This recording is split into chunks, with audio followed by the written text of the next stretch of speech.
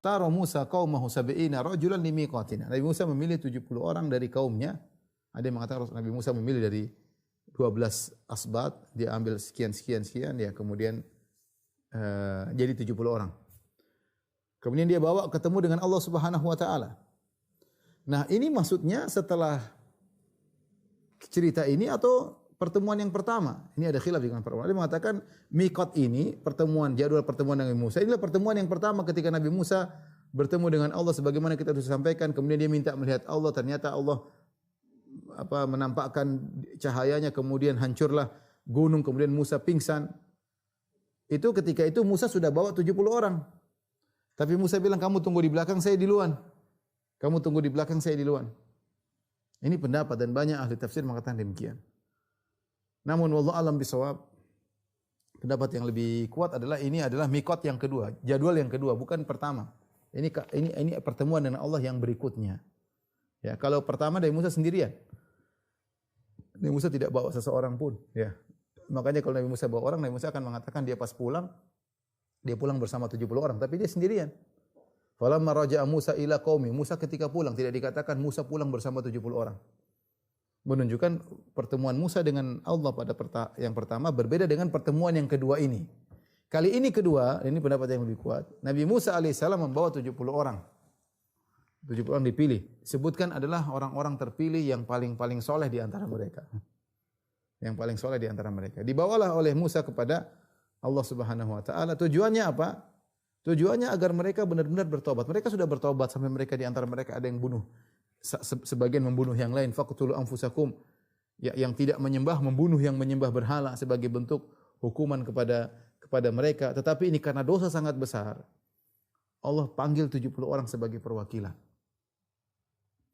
Berangkatlah Musa bersama mereka menuju ke Bukit Tursina untuk yang kedua kali. Yang jadi masalah,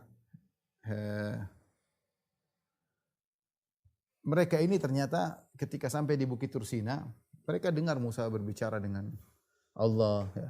Musa sampaikan kata Musa, ini Allah berbicara dengan saya, inilah hasil perintah Allah Subhanahu wa taala. Rupanya mereka kemudian mengucapkan suatu perkataan yang sangat dahsyat, sangat mengerikan. Mereka mengatakan, lan nu'mina laka hatta narallaha jahra, sebagaimana disebut dalam surat Al-Baqarah. Wahai Musa, kami tidak akan beriman dengan engkau sampai kami melihat Allah terang-terangan. Subhanallah. Mereka ingin melihat Allah secara terang-terangan. Fa akhadhatumus sa'iqatu wa hum yanzurun. Gara-gara mereka minta untuk melihat Allah, maka Allah hukum mereka karena mereka mengatakan kalau kami tidak melihat Allah, kami tidak mau beriman. Beda dengan Nabi Musa pertama kali ketika ketemu Allah, dia ingin melihat Allah bukan masalah keimanan, tapi rindu ingin ketemu Allah untuk memperkuat iman. Adapun yang 70 orang ini ngeyel, kalau kami tidak lihat kami enggak mau beriman. Ini kan permintaan ngeyel. Karena permintaan ini permintaan ngeyel dan syarat untuk beriman harus melihat Allah, maka Allah turunkan halilintar, fa akhadhatumus sa'iqatu hum yanzurun, maka datanglah halilintar dan mereka melihat. Ya. Dalam ayat ini disebutkan terjadi goyangan, apa goyangan tersebut karena halilintar atau karena gunung bergetar. Kata Allah Subhanahu wa taala, falamma akhadhathumur rajfatu, tatkala mereka dihantam oleh rajfah, goncangan, mereka pun pingsan, mereka mati. Tsumma ba'atsnakum min ba'di mautikum, Allah bangkitkan mereka setelah itu. 70 orang ini mati semua. Mati semua karena permintaan mereka yang kurang ajar. Saya kadang berpikir, subhanallah, ini 70 orang adalah orang pilihan. Artinya orang-orang soleh mereka. Sudah sampai sana kurang ajar juga. Mungkin ada provokator di antara mereka sehingga 70 orang kompak kurang ajar semua, tidak mau beriman kecuali melihat Allah. Allah kasih hukuman. Allah kasih hukuman, digoyang oleh Allah Subhanahu wa taala, bahkan mereka halilintar datang menghantam mereka. Mereka mati. Mereka mati. Setelah mereka mati, Nabi Musa berkata, Rabbi law syi'ta ahlaktahum min qablu wa iyaya. Nabi Musa sayang sama mereka. Nabi Musa ini subhanallah nabi yang sangat sabar. Dia tubuhnya sangat kuat, kalau dia emosi luar biasa, tapi kita dapati Nabi Musa sangat-sangat sabar. Sampai yudrab bihi al-mathal fi sabar, sampai dijadikan perumpamaan dalam kesabaran. Dia mendapati umat yang sangat-sangat bebal, yang sangat-sangat bejat, ya.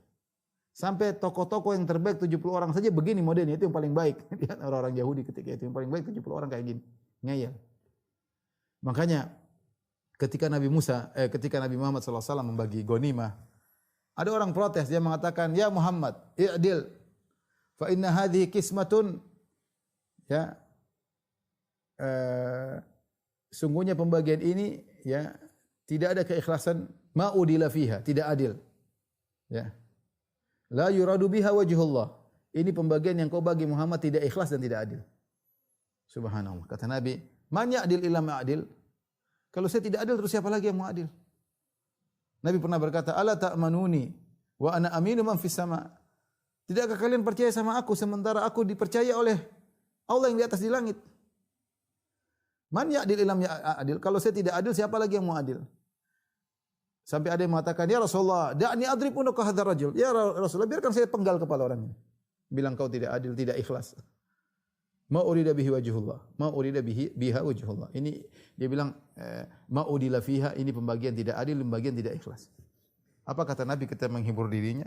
Dia mengatakan rahimallahu Musa. Laqad udhiya aktsara min dzalik fasabar. Sungguh Allah merahmati Nabi Musa. Dia telah diuji lebih berat daripada ini, dia bersabar ya. Dia bersabar. Nabi Musa ini nabi yang luar biasa sabar ya. Luar biasa sabar. Padahal kalau dia memukul orang sekali langsung tewas. Padahal dia kalau pukul batu ada cap tangan di batunya. cap tangannya di batu saking kuat pukulannya. Tapi dia sangat sayang kepada umatnya ya. Sangat sayang kepada umat. Sabar dengan mendakwahi mereka. Sampai ketika 70 orang yang ngeyel ini harusnya kan mereka salah. Nabi Musa tidak mengatakan taubat kalian ini memang kalian kurang ajar makanya mati. Tidak. Dia berusaha minta uzur untuk Allah Subhanahu wa taala. Dia mengatakan Rabbi law syi'ta la ahlaktahum min qabl wa iyaya. Ya Allah, sebagaimana kau telah sayang kepada mereka, kau bisa bunuh mereka sebelumnya ya Allah. Kenapa harus dibunuh sekarang? Nabi Musa berusaha memberi uzur kepada kaumnya 70 orang ini. Ini murid-murid yang terbaik ya. Bukankah kalau Allah menghendaki telah membunuh mereka ketika mereka dikejar Firaun sangat mudah. Ketika mereka diintimidasi, disiksa, diperbudak oleh Firaun, Allah bisa bunuh mereka. Allah juga bisa bunuh mereka ketika mereka bersama menyembah berhala. Allah tidak bunuh mereka. Kenapa sekarang baru dibunuh? Dan bisa saja kau bunuh aku sebelumnya ya Allah. Aku juga punya dosa. Aku pernah melakukan kesalahan ya. Kalau kau berhendak kau bisa bunuh aku juga sebelumnya ya. Ketika aku minta untuk melihatmu, kau bisa bunuh aku, tapi kau tidak bunuh aku. Ketika aku membunuh anak buah Fir'aun Kipti, kau juga tidak bunuh aku. Jadi Nabi Musa mengatakan demikian untuk memberi uzur kepada kaumnya.